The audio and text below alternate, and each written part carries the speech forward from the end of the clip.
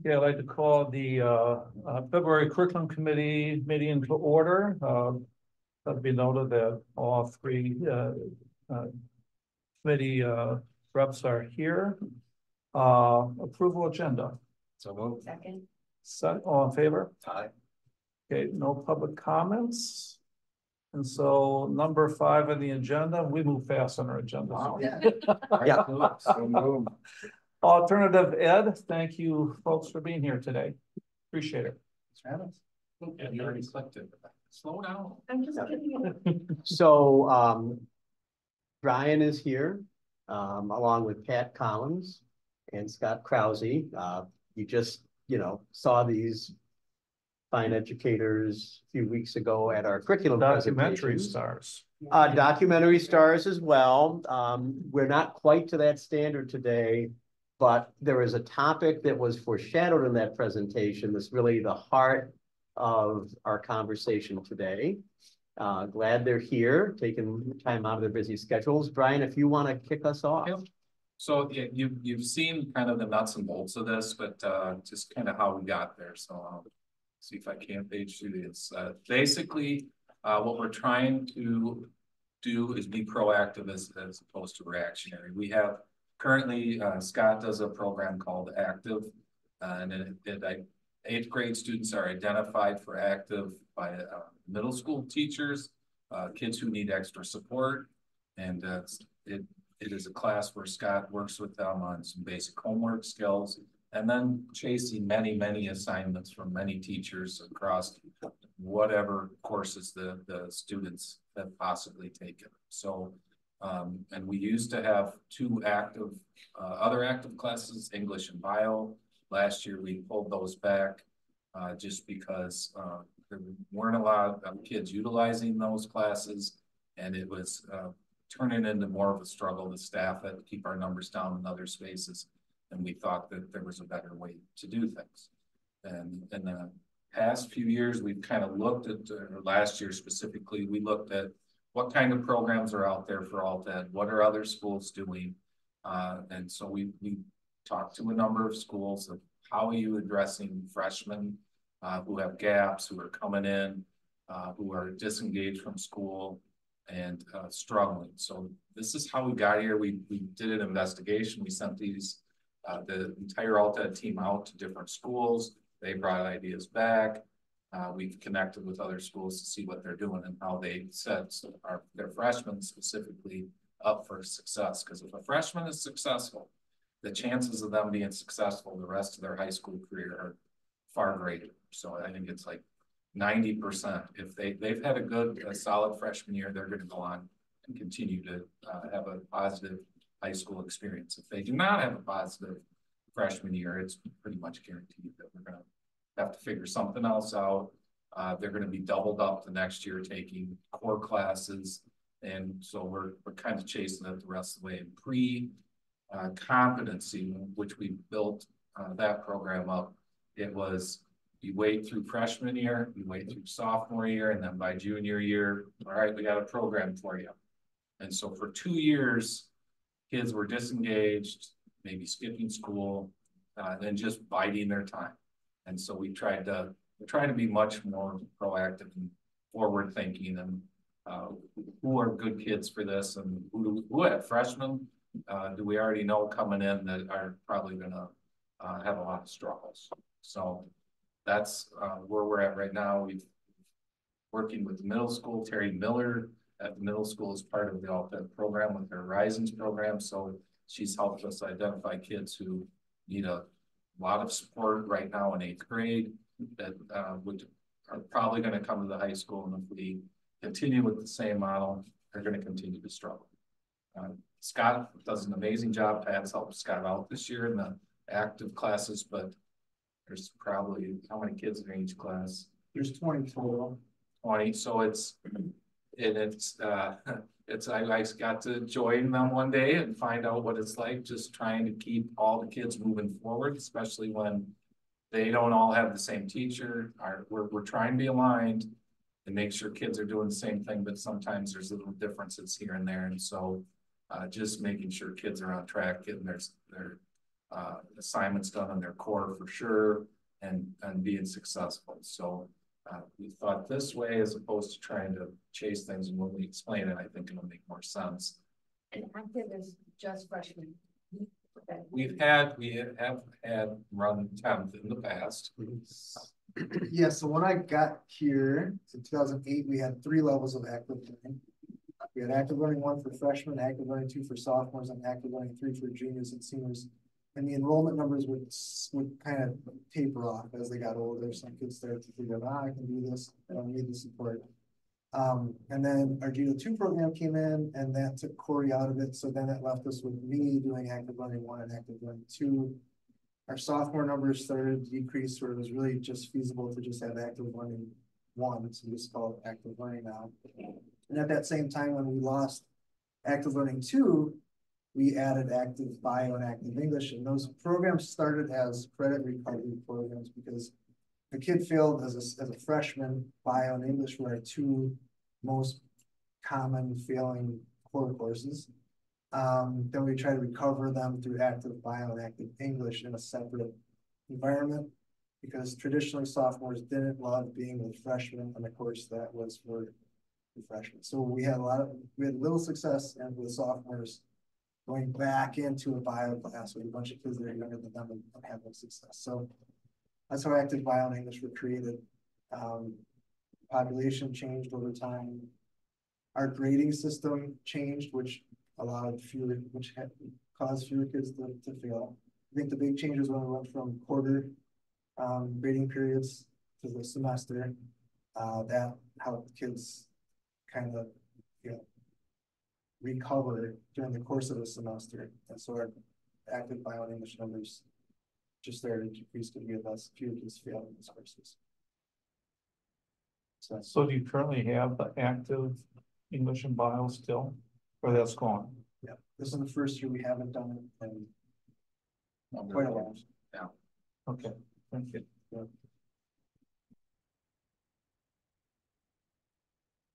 So one of the changes that we're looking at is kind of moving from active learning, as Mr. Grelsky said, to more of a freshman academy. As Mr. Grelsky said, one of the major issues that we have right now with our active learning program is that our 20 students are split up amongst 4 to 5 bio teachers, 4 or 5 English teachers, 3 world history teachers. They have them on different days. So like if we have a kid, like we had a B-Day class today with 10 students, 3 of them may have had bio tomorrow, or yesterday. It's like it's tough when you're trying to like work on, for example, we've been working with some students on inheritance and Punnett squares in biology. And one student like, I haven't had that yet because they have it on an A day. So it can kind of be a little bit difficult to kind of corral all the different things that they have to do. So what we're looking at doing is moving more towards academy, where our 12 students or 14 or 16 students would have the same bio teacher, the same math teacher, the same English 9 teacher, the same world history teacher. So for example, as you look at the screen there, the first 2 columns on the left, that would be like an A day, for example. So we'd have bio and math that day. Students A through F would have first hour bio. Students G through L would have first hour math. And then second period, those groups would switch. And A through F would go to math. G through L would then go to bio. And then third hour, we'd all come together and we'd have our little bio math academy. So the first half hour would be a bio workshop where the teacher would come in and say, hey, here's the things that we did today. Are there any questions? Are there any things that we need to go over again? We teach. Give them some time to work on any homework that might be assigned. Then the next half hour, math teacher would come in, same kind of concept where they'd be like, hey, here's the lesson that we did. Any questions, any reteaching that needs to happen? And the last half hour would be the life skills that we already work on in active learning. So it's very similar to active learning, but it's a little more organized, focused, streamlined. Some of the things that we do in active learning currently are organizational skills, talk about resilience, time management stuff. So just basic life skills, soft skills stuff. And then 4th hour, they'd have open for electives. One of those electives would be via BE. But that would give them another elective, 3 more electives that they could have. We targeted 3rd hour because none of the courses have common planning time at that time. Yeah. So we're not pulling them from something. They would have a supervision at that time. And so our idea is to have those 2 teachers on that day would share the testing center. And so then they could split it. One of them could come down, the other one stay at the testing center. So the whole idea of this is it's not costing anything extra. So, a teacher who's doing their supervision is going down and giving support to kids and then coming back to the testing center. So it's not going to be cost prohibitive to do this. And shouldn't impact our numbers for freshman, sophomore study halls. I was just going to share too, when you look at the targeting students, when I first came to the TLC, I worked on and off with a couple of freshmen and talking with Scott. They were both signed up for active, but they didn't come just because of attendance. And, that would have been a student at that time, that program may not have benefited them just because there were other issues going on. And so we've really looked at, when we look at those targets, we're looking at the student who's still engaged, needs that support, but we have to realize too that there's outliers of students that, might not be a good fit for the program. And when Scott talked to the teachers, that was one of the big criteria he talked about, just looking for those good fits. So this will be over in the west wing of the high school where your class is. Yeah. Not in the TLC, correct? No, it'll be in the TLC. It will be in the The TLC. academy will be held in the TLC. Okay, 3rd hour academy will be held in TLC. The bio, math, English, world history, they'll all be just in the reg ed, just a not normal reg Okay. ed student. The teachers would have the 6 to 7 academy students plus a small handful. We decrease the total number that their classroom would be so that there'd be a little more manageable. okay. But it would just be, they'd go to Yeah, and then you'd be doing 12 to 16 versus 20. Is there just because it's more workable and you think you get more production out of the 16? Yeah. And the class size, like the physical space of we're doing is a bit tight. Probably That makes sense. 14 to 12. Yeah. 12, 14 is probably the max we do. And physically in the space. And again, doing it the first year, having a more manageable numbers, and then after you build potentially from there through again.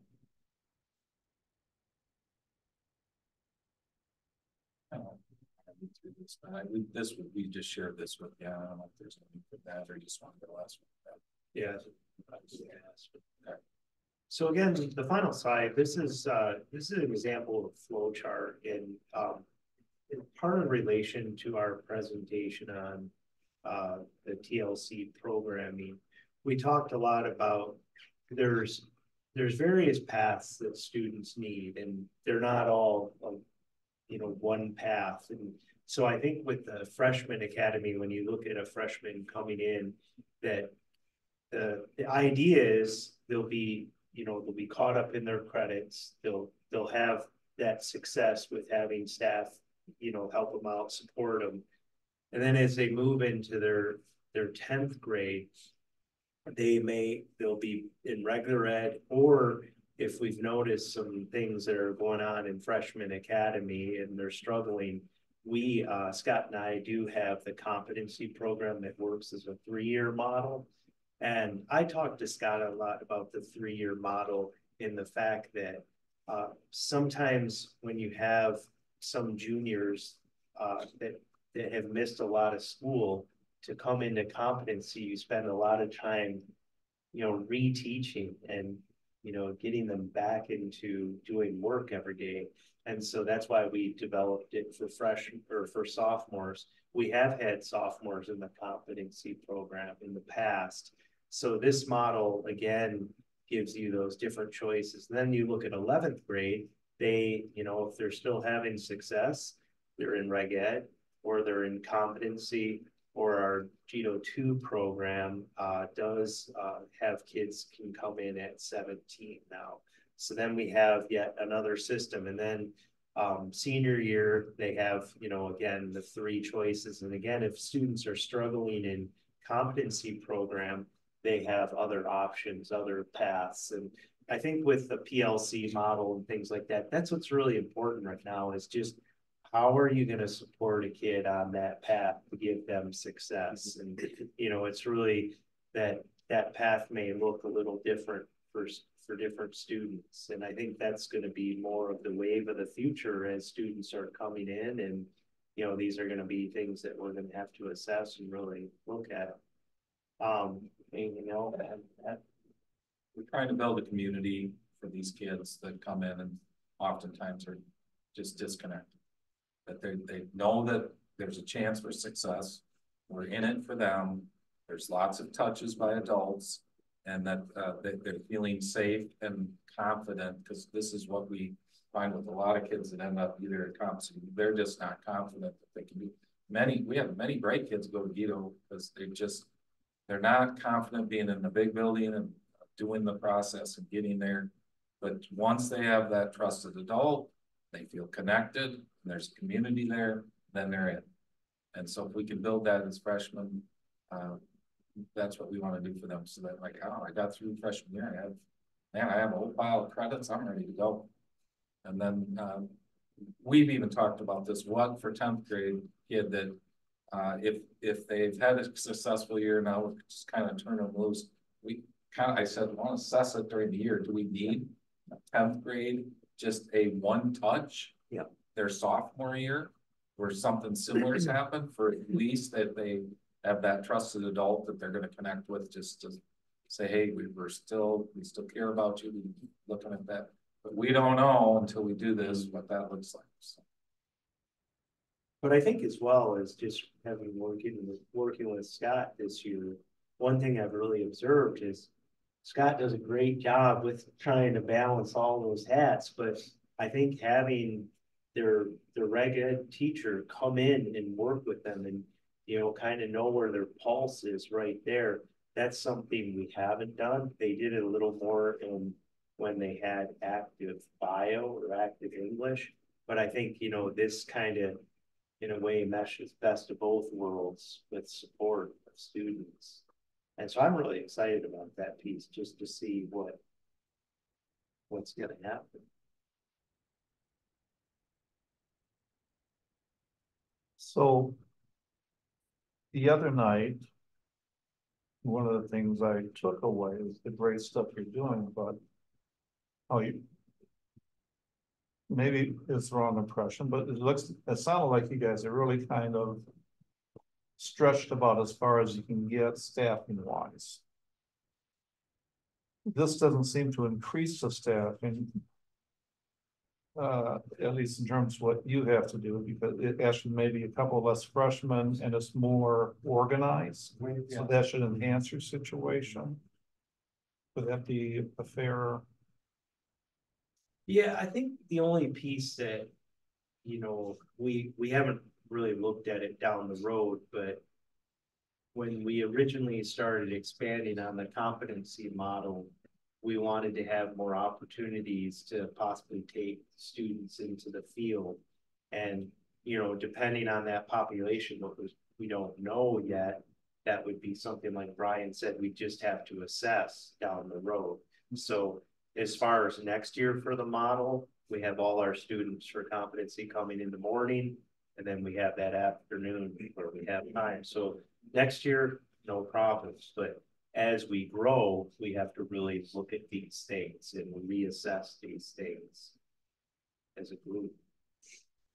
think the thing I took away from the presentation that we talked a little bit about it after the presentation the other night was your transportation and just some of the things. And I think Steve and I have talked a little bit about that afterwards, just with regards to what does that look like funding wise. And Scott, you shared with me more of a van the size of like the big red one that we often use for the college and some of those. So that's something I think we have to at least think about as far as, and you use that with that's more with the competency-based programs like that, where you're going to have different experiences you're getting the kids involved with. So, Right, exactly. Yeah, so if it's, I guess from my perspective, if it's resources in terms of that or even additional staff, I just think it's something that we need to be aware of as we're looking at future operational challenges that we're going to have so that we can fund the needs we have, and particularly as it seems we have a greater fragility amongst our students where we could have more kids qualifying than we used to in the past just because. And that's kind of what Pat's getting at. With the competency program, our numbers, as our numbers increase, we're going to need potentially more staff numbers. And one thing we want to try to do with the competency program and in particular is to get away from looking at it as an at-risk program where it's like they're one or more year behind their classmates, they're a teen parents, all these attendance issues, the whole list of things that get a kid as labeled as an at-risk program. More than all that program. It's an alternate path to graduation. They can get out, get a Madison College. Still find an avenue for success. An alternative path versus having to go the traditional way. And Scott and I both serve on the high school intervention team as well. And next week we're presenting to them. We're just gathering data on, let's just look at alt-ed kids in general and just see what those numbers are, where all the team members are just going to write down a list of students. And again, that way you start to have some numbers to play around with, and you can really assess what the future may hold or where the needs are. So that's a really crucial piece right now as well. Just like Scott, when he was gathering information on freshmen academy. This is definitely an area we're going to monitor, in terms of our staffing requirements for all of those reasons. And, we mentioned once we have a year of this, we're going to need to evaluate, does there need to be, for continued maintenance of success, a contact point in the 10th grade year? How would we staff that? But we can get into this for next year with no additional resources.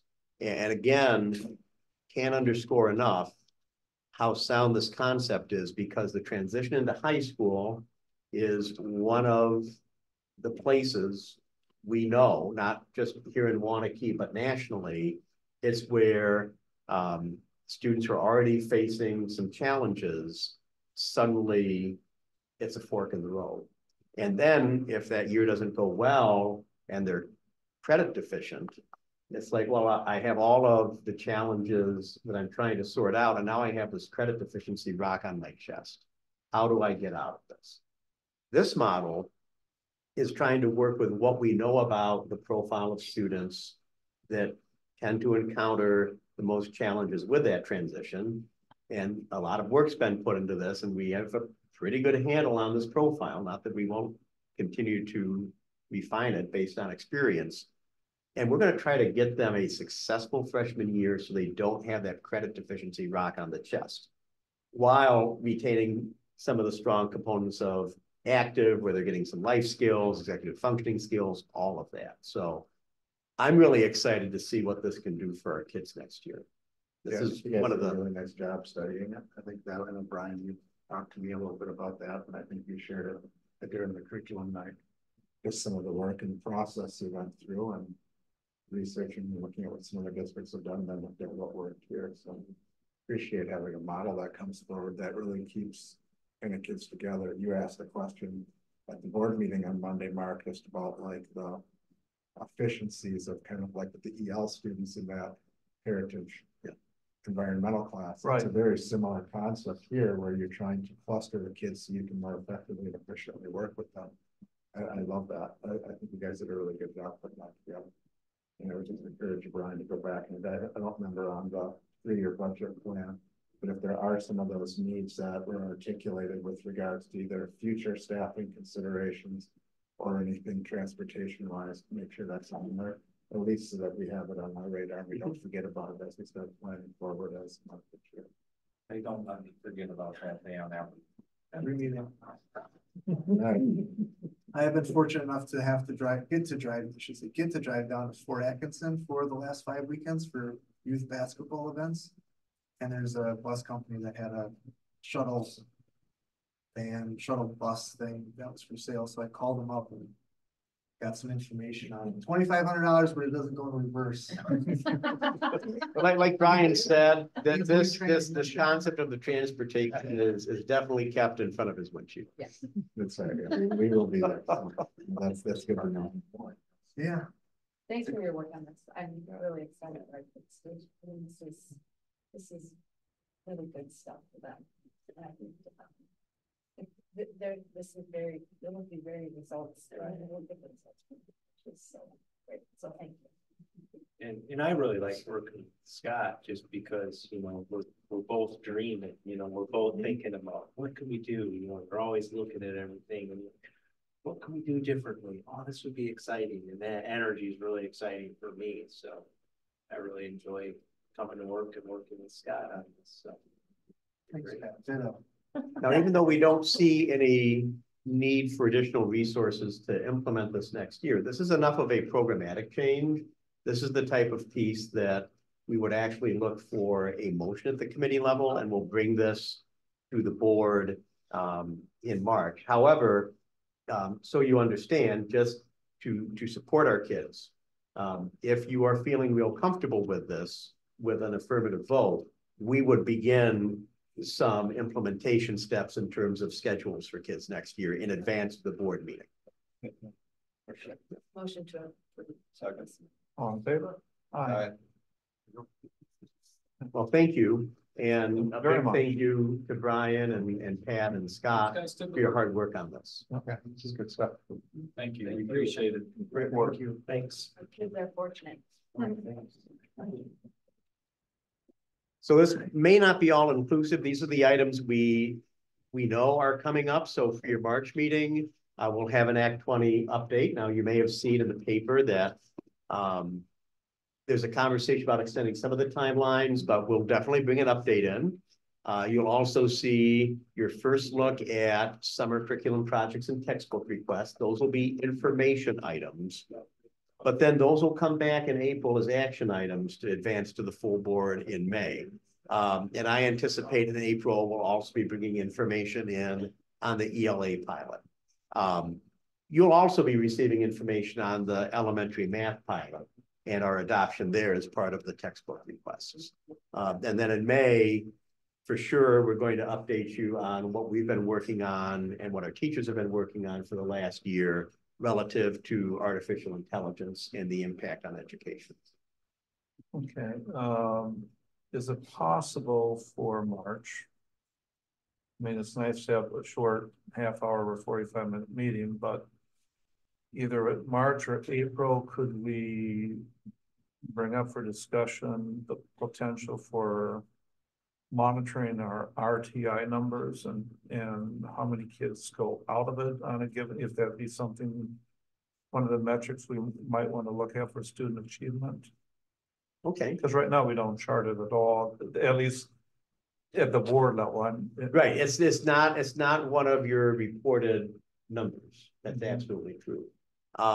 So why don't we won't bring data in No, March, no, I'm but not let's asking for talk that, but about, talk about it. what you're interested in, because we have a lot of different support components, and so it'd be really good to clarify what we want to track as a measurable.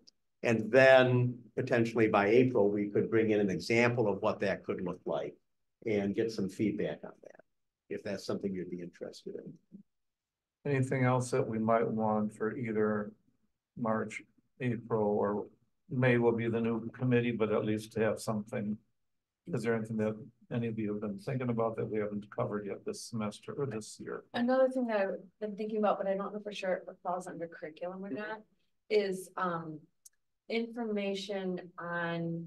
Last year, we got a lot of information on what we're doing for social emotional learning for elementary Yeah. students. And then I was just curious how that has evolved or what that looks like now for our older students. And if we've kind of, you know, what we're doing there. So I think this, in our committee structure, I think this is the right place. Okay, So Randy and I can take this back to Lisa John Dole and look at when before the end of the year would be a good time for our staff engaged in that to come. And I think we're particularly looking at 7-12, aren't Yeah. you? Because what we had for that public engagement was terrific, Yeah. you know, but it Yeah, it kind of was. capped it. It was at- weighted towards elementary. Right. Yeah. We can do that, we'll talk to Lisa. that's the only thing that had come to my Perfect. mind after last. Okay, if that's what we have, motion for adjourning. Motion for adjourn. Second. All in favor? Aye. Aye, Thank you. great. Awesome. Good stuff. Yeah, that is, you know,